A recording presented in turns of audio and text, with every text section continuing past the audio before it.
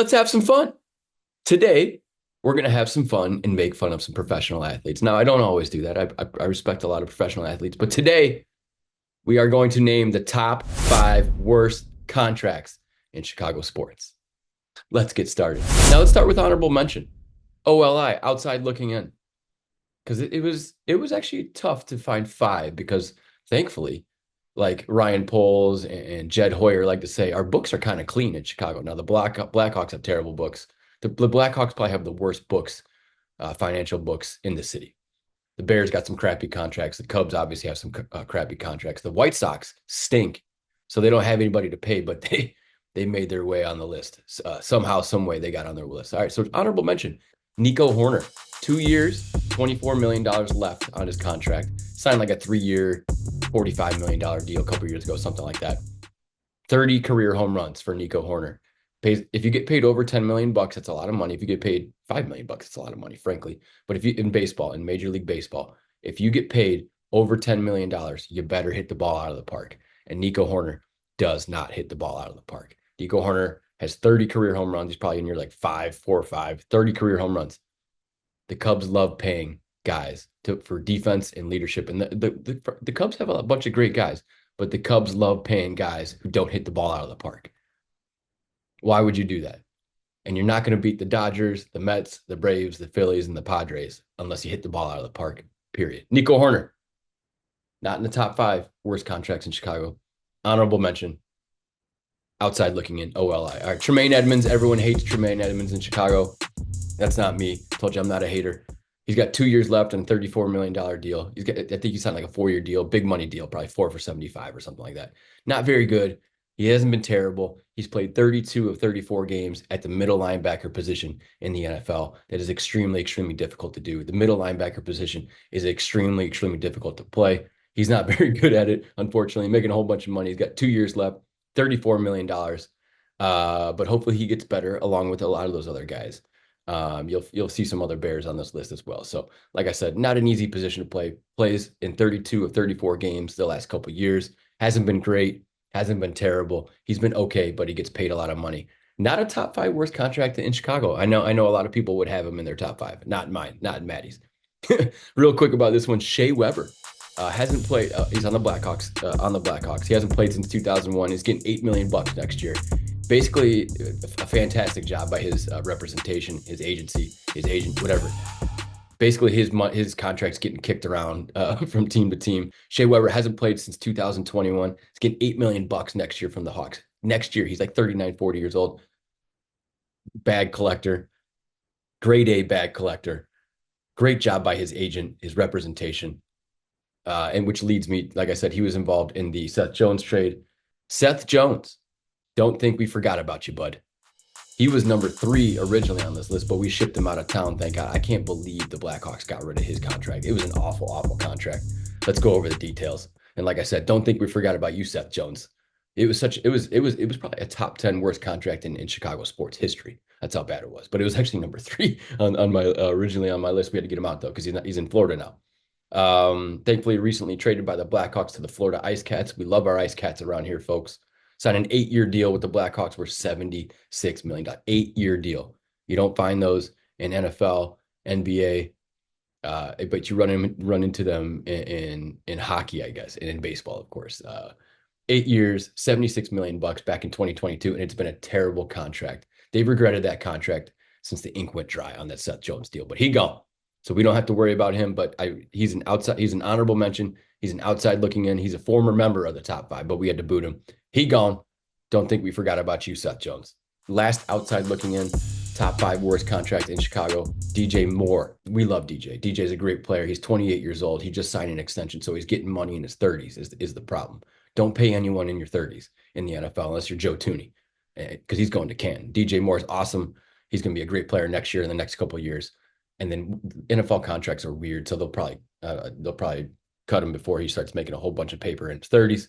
DJ Moore got a big money contract, and the reason why he is on the outside looking in and maybe possibly a bad contract is because he's getting a whole bunch of money later in his career.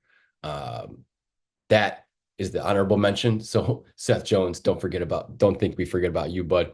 Nico Horner, Tremaine Edmunds, Shea Weber, and DJ Moore. There are Tyler Bertucci, 3 years, 17 million. It's only $5 million, but that guy stinks. He's on the Blackhawks. Like I said, the Blackhawks got the ugliest books in Chicago. The top 5 worst contracts in Chicago sports currently, not history, not history. That's for another episode. Thank you very much. Number 5, Arlington Heights' zone, Cole Kmet, St. Viator kid, big, slow plotter, pass catcher, and run blocker. Great.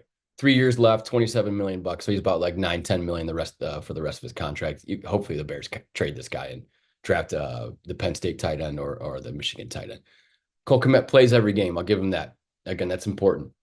But 47 catches last year, lowest since rookie year. 474 yards last year, lowest since rookie year. 4 touchdowns. And his longest play was a 31-yarder last year. Now, the Bears stunk last year. Everyone stunk. The quarterback stunk. The running back stunk. Everyone stunk. Everyone stunk on the Bears last year. So maybe next year he is better. Maybe we trade him. Cole Kmet making a whole bunch of money, making $9-10 million a year for the next 3 years. That's a top 5 worst contract in Chicago. That's number 5. Cole Kmet. Bad deal, buddy. Good deal for you. Bad deal for us. Number 4, another Chicago Bear. Bears got some dirty books because they've been bad. If they're good, the books look great. Number 4, Montez Sweat. My boy. I'm a Montez Sweat guy. 3 years, $75 million left for a pretty much mediocre defensive end. 5.5 sacks last year, tied for 60th. That's not even mediocre. That's bad. 3 years, $75 million left. It's about 25 a year for the next couple of years. We need double-digit sacks, my guy. And everyone's going to be better because the defensive line's already better on the Chicago Bears. The offensive line is better, so the offense is going to be better. The defense is going to be better. The Bears are going to be better. Are they going to win 6-7 games? Probably, but they'll be better than the crap that they were last year. So Montez Sweat, 3 years, $75 million left, 25 a year. Need more than 5.5 sacks, buddy. We need you in double digits. Number 3 on the worst contracts in Chicago, Andrew Benintendi. Brutal.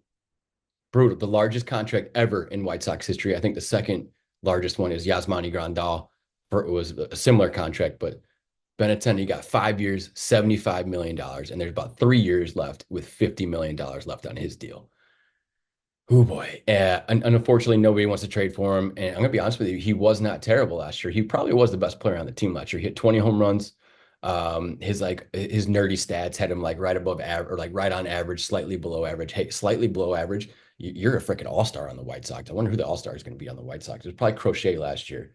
And it's either going to be Louis Robert, or Benintendi. Maybe Andrew Vaughn can catch lightning in a bottle here. But number 3 on the worst contract in Chicago, Andrew Benintendi, 5 years, $75 million left. He has about 3 years left on that deal, $50 million.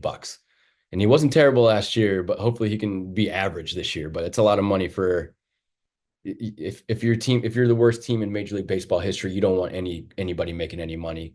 And you got Robert making he's making 20 next year, but Robert and Benintendi are making a lot of money, and they both haven't been very good. I'm a big Robert fan. Benintendi's an average player, as his number suggests. All right, now we're getting to the fun stuff because I love these teams and I love these players. Number 2 on the second worst contract in Chicago sports currently, Patrick Bleepin Williams. We love Patrick Williams. Again, all my teams have great guys. Like they're all full, like the Bears are full of great guys. The Cubs are full of great guys. The Bulls are all full of great guys that try hard, work hard, are super professional. Patrick Williams is one of those kids. Former 4th pick overall, and I think Arturas Karnisovas, the Bulls president of basketball operations, did not want to get burned like he got burned with Lauri Markkanen. Now he's an all-star. Now he's a max player in Utah.